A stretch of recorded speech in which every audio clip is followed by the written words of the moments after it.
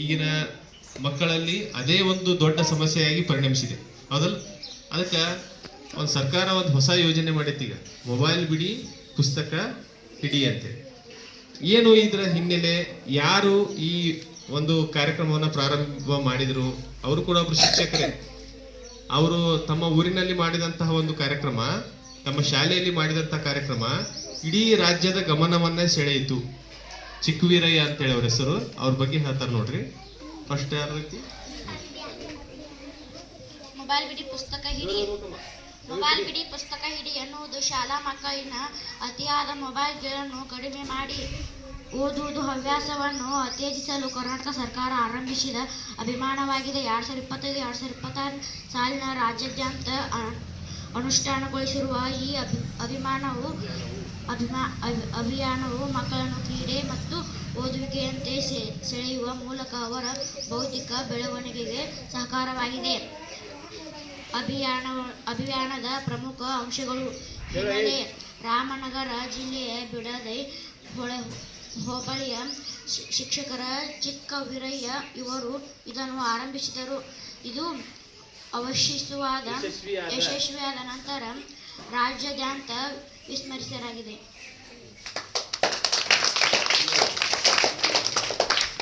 ಉದ್ದೇಶ: ವಿದ್ಯಾರ್ಥಿಗಳ screen time ಕಡಿಮೆ ಮಾಡಿ ಓದುವಿಕೆ ಮತ್ತು ಕ್ರಿಯಾತ್ಮಕ ಚಟುವಟಿಕೆಗಳನ್ನು ಹೆಚ್ಚಿಸುವುದು. ಅನುಷ್ಠಾನ: ಶಿಕ್ಷಣ ಇಲಾಖೆಯು ಪೋಷಕರ ಮತ್ತು ಶಿಕ್ಷಕರ ಸಹಯೋಗದೊಂದಿಗೆ ಈ ಅಭಿಯಾನವನ್ನು ಶಾಲಾ ಆರಂಭದಿಂದಲೇ ಪರಿಣಾಮಕಾರಿಯಾಗಿ ಜಾರಿಗೊಳಿಸುತ್ತಿದೆ. ಪರಿಣಾಮ: ಮಕ್ಕಳು ಮೊಬೈಲ್ನಿಂದ ದೂರಾಗಿ ಕಥೆ ಪುಸ್ತಕಗಳು, ಪಠ್ಯೇತರ ಪುಸ್ತಕಗಳನ್ನು ಓದುವ ಹವ್ಯಾಸವನ್ನು ಬೆಳೆಸಿಕೊಳ್ಳುತ್ತಿದ್ದಾರೆ. ಈ ಅಭಿಯಾನವು ವಿದ್ಯಾರ್ಥಿಗಳಲ್ಲಿ ಓದುವ ಪ್ರೀತಿಯನ್ನು ಬೆಳೆಸುವ ಮೂಲಕ ಅವರನ್ನು ಜವಾಬ್ದಾರಿಯುತ ನಾಗರಿಕರನ್ನಾಗಿ ರೂಪಿಸುವ ಗುರಿಯನ್ನು ಹೊಂದಿದೆ. ಇಲ್ಲಿ ಮೊಬೈಲ್ ಏನ್ ಮಾಡ್ತೈತಪ್ಪ ಅಂತಂದ್ರೆ, ಅದರಲ್ಲಿ ರೀಲ್ಸ್ಗಳನ್ನ ನೋಡ್ತೀವಿ, ಗೊತ್ತದೇನು? ಆ ರೀಲ್ಸ್ಗಳನ್ನ ನೋಡೋದ್ರಿಂದ ಏನಾಗುತ್ತಾ, ಮನುಷ್ಯನ ಮೇಲೆ ದೊಡ್ಡ ಪರಿಣಾಮ ಬೀರಾಕತೈತಿ. ಹೆಂಗಪ್ಪ ಅಂದ್ರೆ, ಅಲ್ಲಿ ವಿವಿಧ ರೀತಿಯ ಭಾವನೆಗಳನ್ನ ಒಟ್ಟಿಗೆ ಹೊರಹಾಕುವಂತಹ ರೀಲ್ಸ್ಗಳಿರ್ತಾವ. ಉದಾಹರಣೆಗೆ ಹೇಳ್ತೀನಿ, ಒಂದು ರೀಲ್ಸ್ ಒಳಗ ಕಾಮಿಡಿಗೆ ಸಂಬಂಧಪಟ್ಟಂತ ರೀಲ್ಸ್ ಇರ್ತೈತಿ. ಅದ್ರ ಹಿಂದೆನೆ ಮತ್ತೇನು ಬರ್ತದ, ಒಂದು ಯಾವುದೋ ದುಃಖದ ಪ್ರಸಂಗವನ್ನ ಹೇಳುವಂತಹ ರೀಲ್ಸ್ ಬರ್ತೈತಿ ಬೆನ್ನತ್ಕೊಂಡು. ಅದಾಗನ ಒಂದು ಭಯವನ್ನ ಹುಟ್ಟಿಸುವಂತಹ ರೀಲ್ಸ್ ಬರ್ತೈತಿ. ಇನ್ನೊಂದು ಏನು ಬರ್ತೈತಿಪ್ಪ ಅಂತಂದ್ರೆ, ಚಿಕ್ಕ ವಯಸ್ಸಿನಲ್ಲಿ ನಿಮಗೆ ಬೇಡವಾದ ವಿಷಯಗಳಿಗೆ ಸಂಬಂಧಪಟ್ಟಂತ ಒಂದು ರೀಲ್ಸ್ ಬರ್ತೈತಿ. ಹೌದಾ? ಆಮೇಲೆ ಇನ್ನೊಂದು, ಮಕ್ಕಳು ಚಿಕ್ಕ ಮಕ್ಕಳು ಸಹಿತ ಏನೋ ದೊಡ್ಡವ್ರ ಹಾಗೆ, ಹೌದಾ, ಒಂದೇನೋ ಸ್ಮೋಕಿಂಗ್ ಮಾಡಿರ್ಬೋದಾಗಿರ್ಬೋದು, ಅಥವಾ ಡ್ರಿಂಕ್ಸ್ ಮಾಡ್ಕೊಂಡು ತಿರುಗಾಡುವಂಥ ರೀಲ್ಸ್, ತಮ್ಮ ಒಂದು ರೀಲ್ಸ್ ಮಾಡುವಂಥ ಹುಚ್ಚಿಗೆ ಬಿದ್ದಂಥ ಮಕ್ಕಳು ಇಂಥವನ್ನೆಲ್ಲ ಮಾಡ್ಕೊಂತ ಅವನ್ನ ಅಪ್ಲೋಡ್ ಮಾಡಿರ್ತಾರೆ. ಆ ರೀಲ್ಸ್ಗಳನ್ನು ನೋಡಿದಂತಹ ನಿಮ್ಮ ಮೇಲೆ ಏನಾಗುತ್ತಾ, ಭಾಳ ದೊಡ್ಡ ಪರಿಣಾಮ ಬೀರ್ತದೆ. ಹೀಗೆ ಎಟ್ ಎ ಟೈಮ್ ವಿವಿಧ ಭಾವನೆಗಳು ಒಮ್ಮೆ ಬರೋದ್ರಿಂದ ನಮ್ಮ ಮನಸ್ಸು ಏನಾಗ್ತದೆ, ಚಂಚಲ ಆಗ್ತದೆ.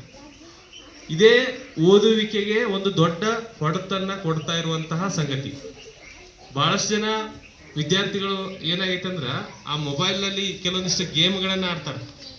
ಯಾವ್ದು ಆಡ್ತಿರಲ್ಲ ಅಂದ, ಪಬ್ಜಿ, ಮತ್ತೆ ಯಾವ್ದಪ್ಪ ಅದ, ಇನ್ನೊಂದು ಯಾವ್ದು, ಫ್ರೀ ಫೈರ್ ಅಂತ.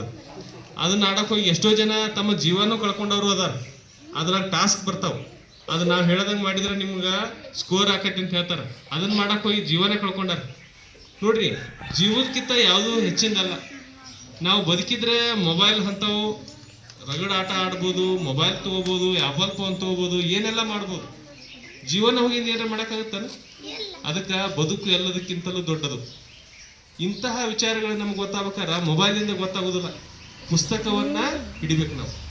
ಯಾರು ಪುಸ್ತಕ ಹಿಡಿತಾರ ಅದಕ್ಕೊಂದು ಮಾತು ಹೇಳ್ತಾರ, ಪುಸ್ತಕ ಓದುವ ಹವ್ಯಾಸ ಉಳ್ಳವನು ಎಲ್ಲಿದ್ದರೂ ಸುಖವಾಗಿರಬಲ್ಲ. ಯಾರ್ಯಾರು? ಮಹಾತ್ಮ ಗಾಂಧೀಜಿ ಅವ್ರು ಹೇಳಿದಂಥ ಮಾತು. ಹೌದಾ? ಹಾಗಾಗಿ ಪುಸ್ತಕವನ್ನ ಓದ್ರಿ. ಮೊಬೈಲ್ ತಲೆ ತಗ್ಸುವಂಗೆ ಮಾಡ್ತೈತಿ, ಪುಸ್ತಕ ತಲೆ ಎತ್ತಿ ತಿರುಗಾಡೋಂಗೆ ಮಾಡ್ತೈತಿ. ಅದಕ್ಕೆ ಎಲ್ಲರೂ ಪುಸ್ತಕದ ಪ್ರೇಮಿಗಳಾಗ್ರಿ ಹೊರತು ಮೊಬೈಲ್ ಪ್ರೇಮಿಗಳಾಗಬೇಡ್ರಿ. ಅದೇ ಈ ಒಂದು ಮೊಬೈಲ್ ಬಿಡಿ ಪುಸ್ತಕ ಹಿಡಿ ಈ ಒಂದು ಕಾರ್ಯಕ್ರಮದ ಉದ್ದೇಶ. ಭಾಳ ಒಳ್ಳೆ ಸಚೇತನ ಚಟುವಟಿಕೆ ಇದೆ ಇವತ್ತಿಂದು. ಬಿಡ್ತೀರಿ ಎಲ್ಲರೂ ಮೊಬೈಲ್? ನಾವೀಗ ಯಾವ ಮೊಬೈಲ್ ಏನು ಕಳ್ಸಂಗಿಲ್ಲ, ಈಗ ಬಿಟ್ಟೇವು ನಾವು. ಯಾವಾಗ ನಮ್ಮ ಶನಿವಾರಕ್ಕೊಮ್ಮೆ ನಾವು ಅದ್ರಾಗ ಹೋಮ್ವರ್ಕ್ ನೋಡ್ಕೊಂಡು ಮಾಡಿ ಹೇಳ್ತಿದ್ವಿ. ಕೆಲವರು ಅದನ್ನ ದುರುಪಯೋಗ ತಗೊಳಕತ್ರ. ನಾ ಹೇಳ್ಲಿಕ್ಕಂದ್ರೂ ಸರ್ ಮೊಬೈಲ್ನಾಗ ಏನೋ ಬಿಟ್ಟಾರ ಕೋಡ್ ಅಂತೇಳಿ ಇಸ್ಕೊಳ್ಳೋದು, ತಮಗೆ ಏನ್ ಬೇಕಾದ್ ನೋಡ್ಕೋತ ಕೂತ್ ಬಿಡುದು, ಬೇರೆ ಕೊಲೆಗೆ ಹೋಗಿ ಕೂಡುದು, ಮತ್ತದು ಯಾರು ಇರ್ಲಾರ್ದ ಜಾಗದಾಗ. ಅಂಥವೆಲ್ಲ ನಮ್ ಗಮನಕ್ಕೆ ಬಂದಾವ. ಅದಾರ ಸರ್ ಒಂದಿಷ್ಟು ಜನ ಇಲ್ಲಿ.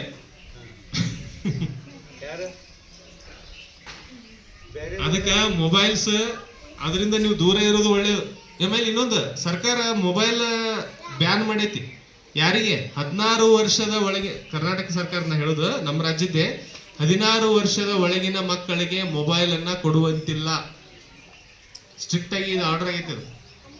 ಕೊಟ್ರೆ ನಾವೇ ತಪ್ಪಗಾರ ಹಾಕಿವಿ. ಸೊ ನಿಮಗೆ ಮೊಬೈಲ್ ಅಲಾವ್ ಇಲ್ಲ, ನಿಮ್ಮ ಪಾಲಕರು ಕೊಡಬಾರ್ದು, ನೀವು ಇಸ್ಕೋಬಾರ್ದು. 16 ವರ್ಷ ಅಂದ್ರೆ ಎಷ್ಟು? 10ನೇ ಕ್ಲಾಸ್ ಮುಗಿಯೋ ತನಕ.